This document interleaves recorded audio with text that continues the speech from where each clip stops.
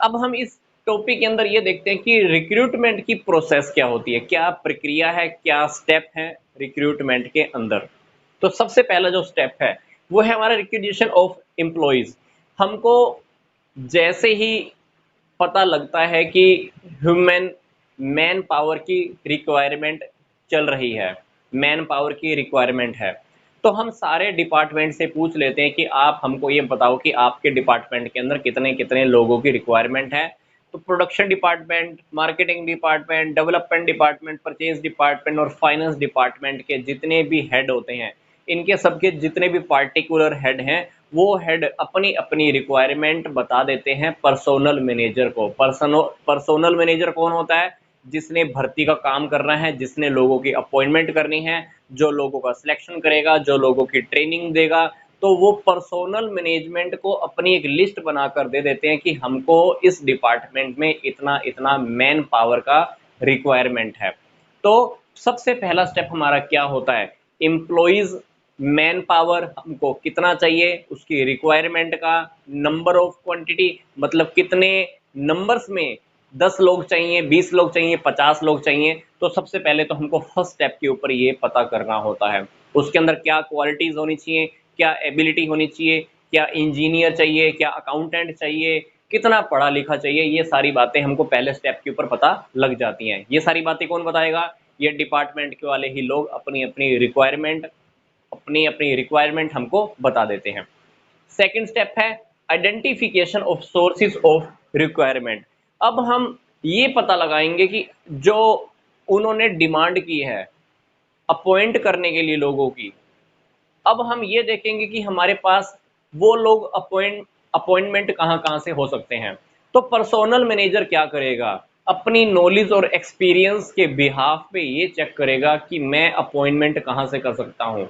क्या मैं फर्म के अंदर ही लोगों को प्रमोशन देकर, ट्रांसफर देकर, ऐसे ही लोगों को मैं नौकरी पे ये भर्ती कर सकता हूँ, या बाहर के एक्सटर्नल सोर्सेज से कॉलेजेस में जाकर स्टूडेंट्स का इंटरव्यू लेकर नौकरी पे रखूं, या न्यूज़पेपर के अंदर एडवर्टाइजमेंट निकालूं कि हमारी कंपनी के अंदर इतने इतने लोगों को रिक्वायरमेंट है। तो अल्टीमेटली सेकंड स्टेप के अंदर क्या होता है?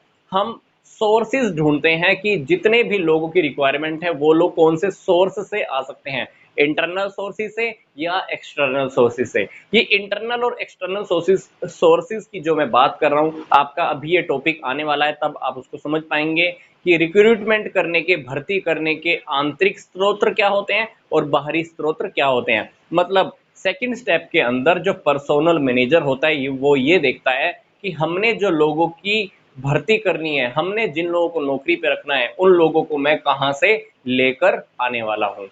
इसके बाद invitation to the interested people. जैसे ही हमको पता लग जाता है कि क्या सोर्स होंगे लोगों को रिक्रूट करने के, तो अब हम क्या करेंगे, उन लोगों को, इंटरेस्टेड पीपल को हम क्या करने वाले, इनविटेशन भेजने वाले हैं। इनविटेशन मैक्सिमम से मैक्सिमम लोगों को इनविटेशन होता है कि आप हमारी कंपनी के अंदर एक फॉर्म भर के भेजो, नौकरी पाने के लिए एप्लीकेशन लगाकर भेजो। तो हम क्या करते हैं, मैक्सिमम से मैक्सिमम लोगों को इनविटेशन भेजते हैं, पर भेजना उन्हीं लोगों को है जो इंटरेस्टेड होते हैं। तो इसके लिए हम कॉलेजेस से, स्कूल से, गवर्नमेंट से, ट्रेड यूनियन से, न्यूज़पेपर से, तो सभी सोर्सेज को हम कांटेक्ट करते हैं। मैक्सिमम लोगों को इनवाइट किया जाता है, फर्म की ओर अट्रैक्ट किया जाता है, ताकि वो लोग एप्लीकेशन भरें, नौकरी के लिए अप्लाई करें। चौथे स्टेप के ऊपर क्या है? Preparing the list of deserving applicants. अब हमने लोगों को इनवाइट तो कर दिया, इनवाइट हो गए, अभी लोग क्या करेंगे, एप्लीकेशन भरकर हमारी कंपनी में, फर्म में या ऑर्गेनाइजेशन में कह लीजिए, एप्लीकेशन भरकर भेज देते हैं। मैक्सिमम लोगों की हमारे पास एप्लीकेशन आती हैं। उस एप्लीकेशन के अंदर मैंने लिखा होता है ऑलरेडी, जब मैं लोगों को इनवाइट करता हूं, इनविटेशन के टाइम पे मैं उन लोगों को बता देता हूं मेरे को क्या रिक्वायरमेंट चाहिए, मेरे को क्या क्वालिफिकेशन चाहिए, कौन सी पोस्ट खाली है, कितनी पोस्ट खाली है, इंजीनियर की पोस्ट खाली है, अकाउंटेंट की पोस्ट खाली है, कितने डिपार्टमेंट में कितने लोग चाहिए। जब मैं लोगों को इनवाइट करता हूं ये सारी बातें बता देता हूं, फिर लोग क्या करते हैं, फॉर्म भर के भेजते हैं। तो बहुत सारे फॉर्म ऐसे होते हैं जो हमारी रिक्वायरमेंट के ऊपर खरा उतरते हैं। मतलब जो हमने रिक्वायरमेंट मांगी थी उसको वो फुलफिल करते हैं। मतलब हमारे पास दो टाइप की एप्लीकेशंस आएंगी।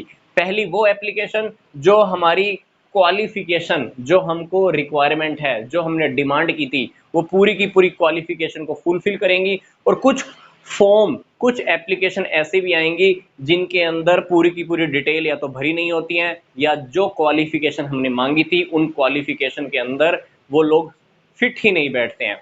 तो हम कुछ एप्लीकेशन को तो फिर क्या कर देते हैं, रिजेक्ट कर देते हैं, क्योंकि हमको जो क्वालिफिकेशन चाहिए थी वो क्वालिफिकेशन भरी नहीं है। हमको मान लो इंजीनियर की पोस्ट के लिए कोई पर्सन चाहिए था, बट उस पर्सन ने मान लो क्या फॉर्म भर के भेज दिया कि अकाउंटेंट की नौकरी चाहिए। हमको तो अकाउंटेंट की नौकरी देनी नहीं है किसी को, तो हम इस प्रकार के फॉर्म को क्या कर देते हैं, रिजेक्ट कर देते हैं। तो एक लिस्ट बना लेते हैं उन फॉर्म्स की जिसके अंदर जो क्वालिफिकेशन हमने मांगी थी वो उस रिक्वायरमेंट को अगर पूरा कर रहे हैं, तो उसकी हम अलग से एक लिस्ट बना लेते हैं, ताकि उस लिस्ट में से ही मुझे कुछ लोगों का सिलेक्शन करना होता है।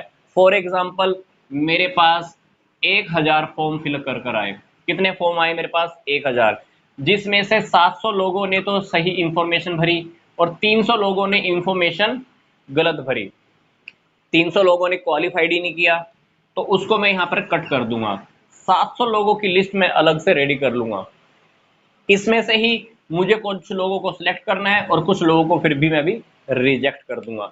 तो ये होती है हमारी रिक्रूटमेंट की प्रोसेस। कहां से शुरू हुई, मैन पावर की रिक्वायरमेंट का पता लगाओगे, सोर्सेज का पता लगाओगे, कौन कौन से सोर्सेज से आपकी रिक्रूटमेंट हो सकती है, कहां कहां से आप लोगों को ला सकते हो, सोर्सेज का पता लग गया। जिस सोर्स का आपने पता किया है, लोगों को इनविटेशन भेज दो। इनविटेशन भेजने के टाइम पर आप अपनी अपनी सारी बात लिख दो, मेरे को इतनी रिक्वायरमेंट है, इस डिपार्टमेंट में चाहिए, कितने लोग चाहिए, क्या क्वालिफिकेशन होनी चाहिए, सारी बातें आपने लिख दी। लोग आपको फॉर्म भरकर भेज देंगे। जो लोग आपकी क्वालिफिकेशन पे खरा उतरते हैं उसकी आप लिस्ट अलग से बना लेना। जो आपकी बातों के ऊपर खरा नहीं उतरते हैं उनके फॉर्म आप क्या कर सकते हो, रिजेक्ट कर सकते हो।